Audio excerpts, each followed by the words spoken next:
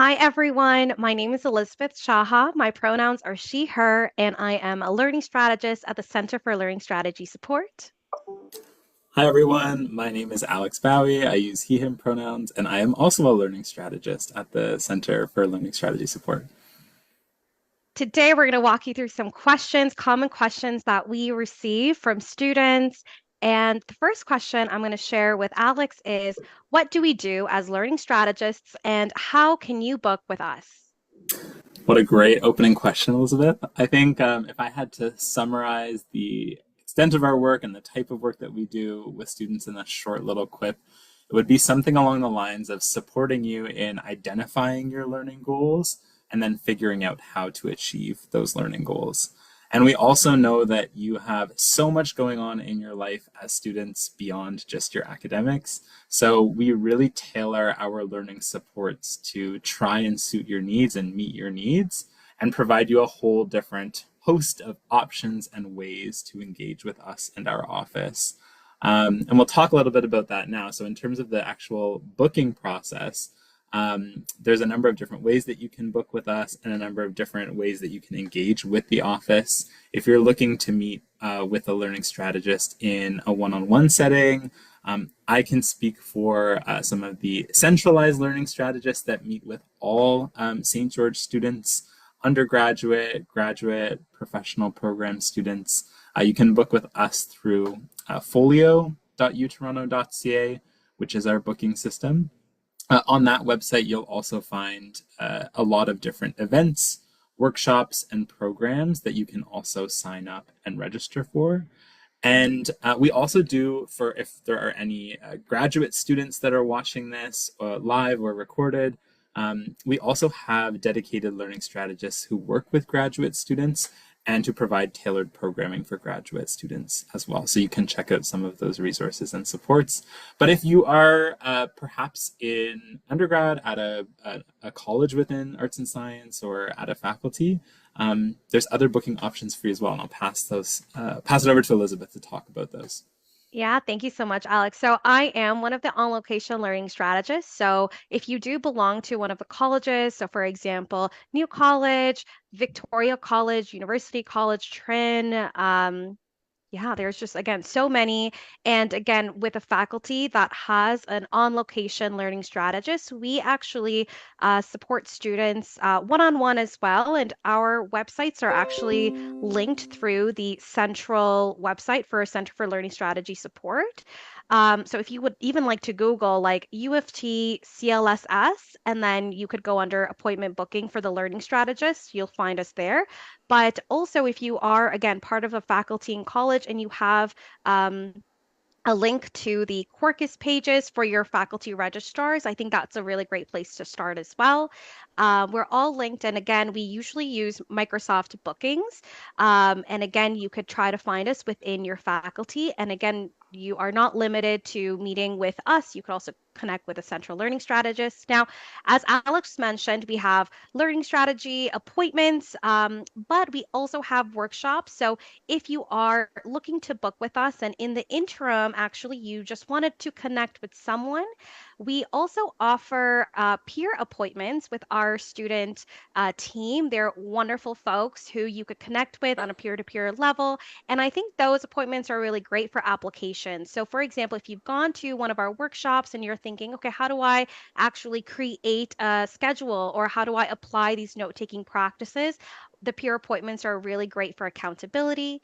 Additionally, there's something called study hubs. Again, a student space where you could come, I believe, for 2 hours and you could have accountability, connect with the student peers. So, again, with the Center for Learning Strategy Support, just know that it's pretty expansive and just landing somewhere within our appointments or our programming is what we would love for you to start off with.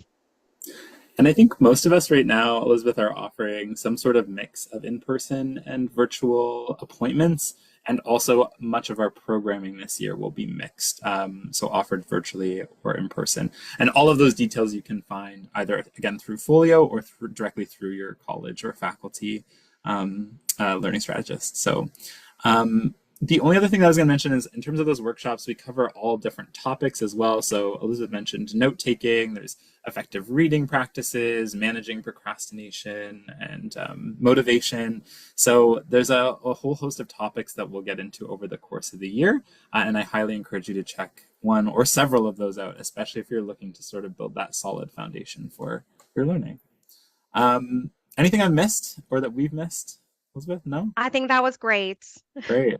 Okay, so if we get into the next question, I feel like I hear this all the time when I'm connecting with students, but it's about finding balance. So, how do you manage learning and all of the things that come with it alongside all of those other life responsibilities that I was mentioning that students have? Absolutely. So I think a very big component to balance is the time management piece. So we often really recommend students to visualize time in some sort of way. I know one of the strategies we talk about is a semester plan. So creating a 4 month schedule where you have a bird's eye view of your courses. It's also really important to know that when you're balancing university learning, the syllabi that or the syllabus you receive from each of your courses is so helpful. So again, extracting deadlines, really making meaning of this contract you have between you and the course and structuring it in a way so you know the rhythm is and flow. So some courses, for example, at the university, you're going to have maybe three major assignments and then one exam or maybe two exams. Other courses are, multiple mini assignments. So it's good to know how each of your courses function, how each of the courses feel for you. And again, that visual representation, like a 4 month calendar, is really great. Also, I think in terms of life responsibilities, we recommend students creating some sort of a weekly schedule as well to kind of have those specific time blocks where for example, there's lecture tutorial, those are non-negotiable, right? You can't move those commitments. Other life priorities, maybe you're working, right? So some of those repetitive slots of time that you have to allocate for those responsibilities, that's great. And then within that time frame, seeing when it is you have, um, you know, time to do assignments, time to look over lecture notes, or maybe you want to join a study hub, things like that. So I think visualizing time is a really great way to understand what does time look like, how much responsibility can I actually accommodate for, and if there are opportunity for good reflection to maybe prioritize and say, hey, maybe I can't take on 5 courses. Maybe I need to reduce the course load because I'm managing something else. I think it's really helpful to, again, go to the UofT important dates and deadlines, look at when the drop dates are for fall courses, etc. So we just want you to make sure that you get to balance your life and you have full agency on those decisions. So that's for me. But Alex, do you have anything to share or add? I think just no matter if you're a professional student, graduate, undergraduate student, it feels like there's a lot of unstructured time when you're a university student, right? And that can be a big change depending on the type of educational experience you're coming from. So figuring out a plan for that time, as Elizabeth's suggesting, helps alleviate some of those decisions that we have to make, or that overwhelm, that procrastination that we can experience, and also recognizing that planning, time management are really dynamic sort of processes. So what works for you might not work for someone else. Trying out a tool and seeing how it goes for a couple weeks doesn't mean that you have to stick with that the entire semester. And especially if you've tried some time management approaches and run into some challenges or barriers, those can be excellent things to try and troubleshoot in a learning strategy appointment with one of us.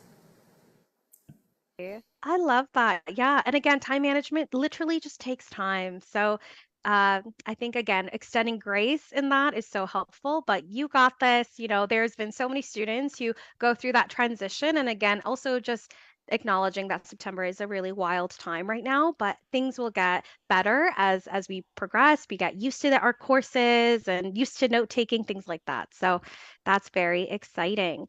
The next question I have for Alex right now is, how do I position my learning around lectures? How do I study at university? Yeah, it's a big question for sure. I think if I were to highlight maybe one or two things for a student to consider, probably my top choice would be thinking through something that we call the study cycle. And the study cycle really helps us think about our learning outside of lecture or beyond lecture, and supporting us in engaging in effective learning principles and strategies outside of that time when we're, sitting in a class for 2 or 3 hours.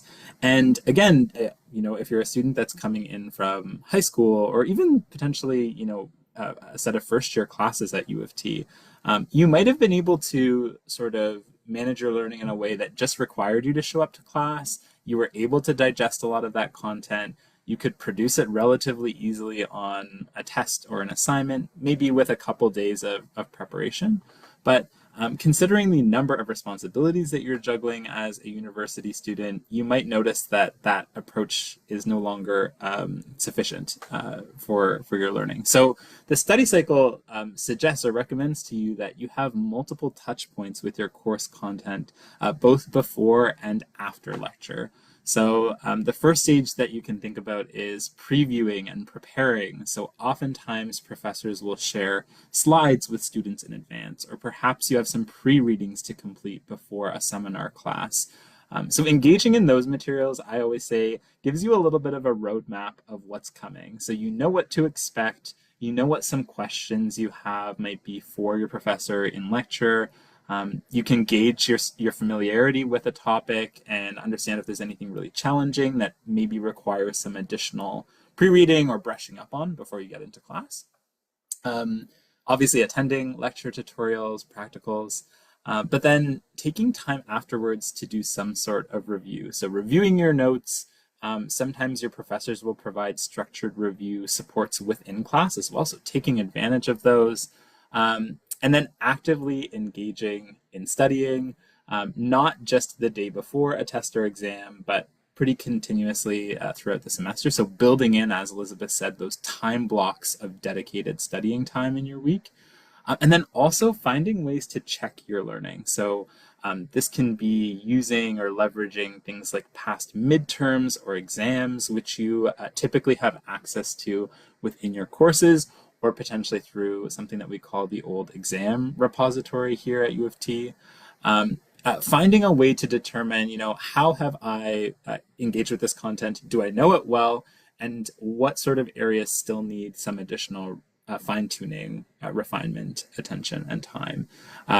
So that's an approach, a sort of 5-step approach that I would recommend. But Elizabeth, curious to hear from you what you were talking about in your appointments. I think that's so great. I think, again, just like having multiple touch points, as you mentioned, with the course material, I think it's sometimes so hard, right? Because you're taking these one-off courses and then you're having to do this for a very big course load sometimes for different students. So I think again, knowing that again, different courses need different things. Like some of your courses, if they're more problem-based courses, you might need to do the practice questions more regularly. Go to office hours, ask questions, go to the different aid centers as well.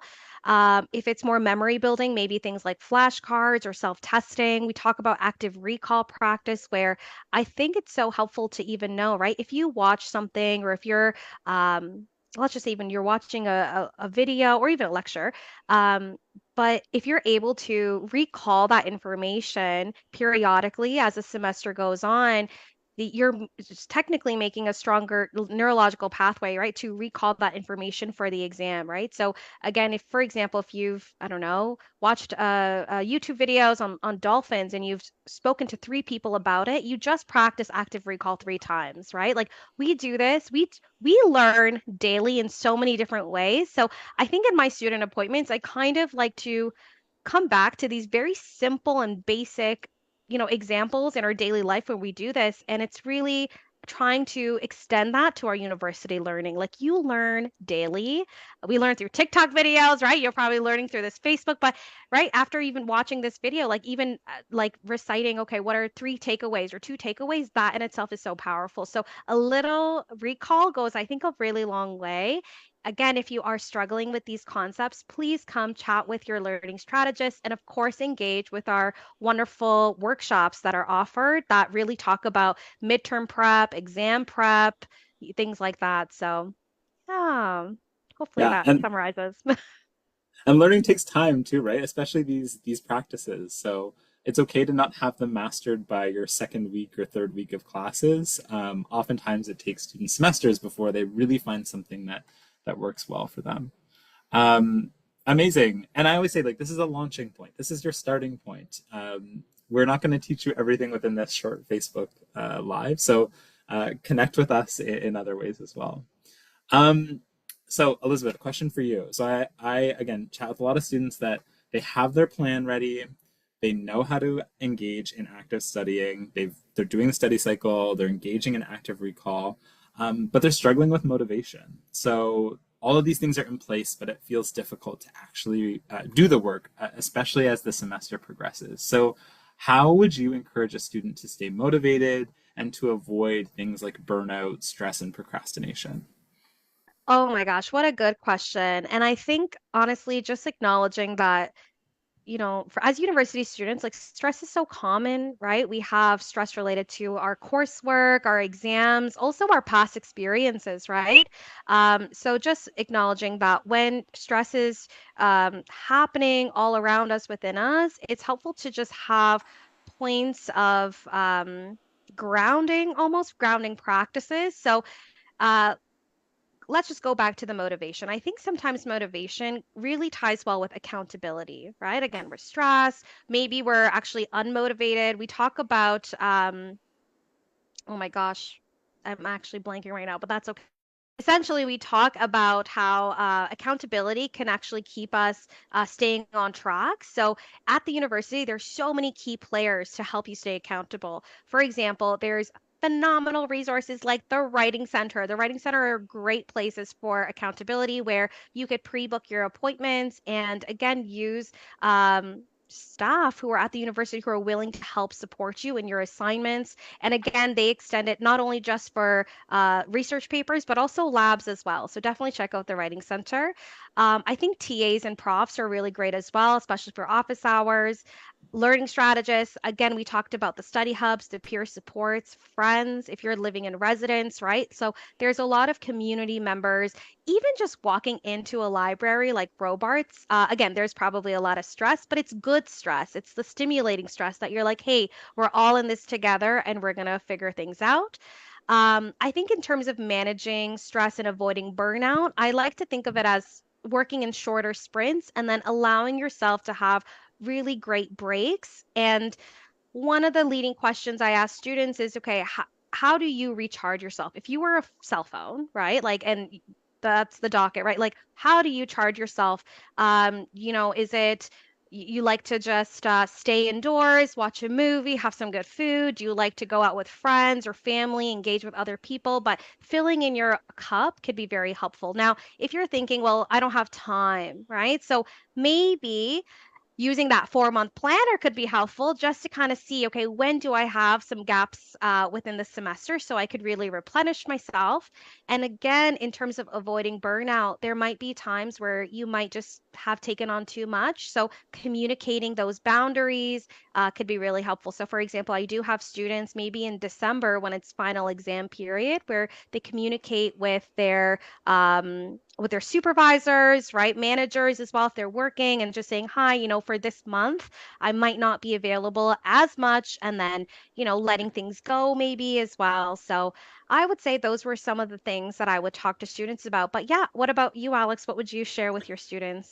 Yeah, I think a groundbreaking thing that I discovered for myself, but now I share with students, is that rest, when we say rest, when Elizabeth and I are talking about rest, we don't always mean just sleeping, like having it, that's very important, resting in the evenings and having a good night's sleep. But rest looks like so many different things for so many different people. It can be sensory rest, it can be taking a break from your phone or from your computer, which is so we're so stimulated all the time by these devices. Um, Another type could be like creative rest. So maybe you played an instrument in your high school band and you haven't touched it since you started at university, but creating music or creating art brings you a lot of joy and rest away from your work. So thinking about rest in that broad sense of like what do you need? What brings you that sort of fulfillment outside of your academics. And planning that early too is important. I love Elizabeth's idea of like put that in your schedule. Like that is something that we want you to incorporate into that semester plan for sure.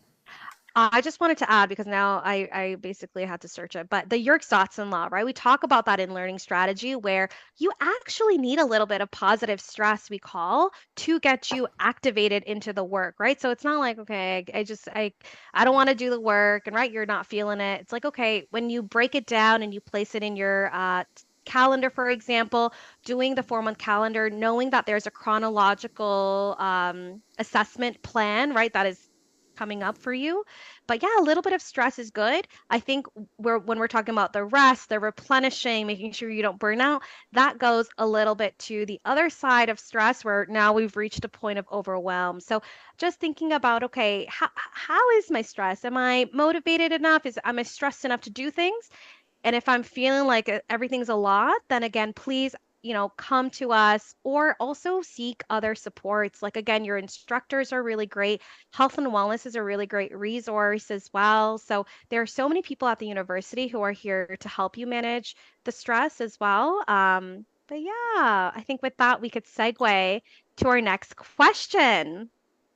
All right. So, for you, Alex, how does a student's learning evolve throughout their undergraduate career? So again, we talk to a lot of students who are in this bucket, and I think there's a lot of eager students who are with us right now being like, oh my gosh, I can't. And they kind of come and they realize, okay, it's not maybe everything that I've dreamed and imagined. They're kind of maybe, right now, I don't know, in this reality phase of like, well, this is what university is like. So yeah, how does the learning evolve during that time frame? Yeah, again, I kind of was hinting at it with the answer to the how do I study, but like these practices and principles take time. You're gonna notice your learning evolving and changing as you progress from year to year. I think also sort of breaking this standard of there's a rigid timeline by which you're abiding. So many students these days are taking extra time to complete their degree. They're taking breaks in the middle of their degree. So there's no set path that you're on at U of T. So enjoy that sort of like open ended experience. Another one to add in is students change program all the time at U of T as well, especially if they're finding that the program that they selected coming out of high school was not the right fit for them. But I think, you know, curious to hear your thoughts too, Elizabeth. But I really visualize, the first year of undergraduate study as a real opportunity. While your courses are incredibly important, the academic foundations are built. It's also a really important time to build that executive functioning, to experiment with planning, to experiment with new study approaches, also to build social connections. The socialization aspect of that first year experience is incredibly important because those are people that are also part of that network of resources for you, who you can lean on, who can augment those like study practices that you're engaging in. So really seeing that as like a holistic first year where you can build not only your learning but yourself is important. And then I think as you move through higher years of study, you'll notice that your learning tends to become more specific, more highly specialized or focused. You'll be learning new skills and practices that perhaps are a little bit more relevant to your field. And then usually in your final years of study, that's when exciting things like research opportunities open up that are specific to your subject areas, topics courses or seminar courses where you'll get into specialized, typically highly salient or relevant topics will be discussed in those classes. So you have a lot of exciting things to look forward to as the degree progresses. But anything from your perspective, Elizabeth, about that evolution of learning through the undergraduate career? Absolutely. I resonate with everything you've shared. It really took me back to my own experiences going through my undergraduate career. And I think, every year surprisingly has its own challenges. Like, right, first year, you're trying to figure it out. Second year, I think you're trying to really I don't know, like figure out, what's working for you, what's not working for you. Third year also comes with their own challenges. So I think it's very unique to each person. But I do believe that by the time you're in your upper final years, you're also not only, mastering maybe some of these learning experiences, but you're really thinking ahead, like what will comes next? Is it grad school? Is it workforce? And there's I think that evolution is so beautiful. And one of the cool things I want to remind incoming folks are the fact that, you get to come back to these so in your first years, there are really big classes at Con Hall, and it's Psych 100 or it's like those like Paul 101, and I loved having courses in that space. I think it's just so wonderful. It's so UofT like. And then the beautiful thing is that after those, however many years you're at this university, you end up coming back into the same convocation hall and getting your degree and just walking back into that space. So it is such a beautiful evolution, I think, as learning strategists. And also, I think so. Alex and I are alumni at the university as well. Like, it really it warms my heart to see my not only reflect on my own learning journey here, but seeing students go through that. And I think both of us have supported students with various challenges, but you will get through it. So many people do, and that speaks to your resilience, right? The skills you've developed over the time you've been here, and again, you're just a fantastic individual beyond your university degree. Like all of these wonderful networking opportunities, research experiences. I had a blast in my undergraduate experience. Thank you to shout out to my college as well, right, for allowing me those amazing social and leadership opportunities. So again, this university has so much to offer. We really hope you take advantage of your time here, and we hope it's great. Awesome. And I think if there are no questions, which I don't think there are on the live, um, we will wrap things up. Nice to spend some virtual time with you today. And again, hopefully, we'll see you in maybe a one on one appointment, maybe in a program or workshop that we're delivering. Feel free to reach out to us or connect with our office in any way. Any final words from you, Elizabeth? No, that summarizes everything. Thank you so much, folks. We'll see you soon, and good luck in the start of the school year. Take care, everyone. Bye. Bye.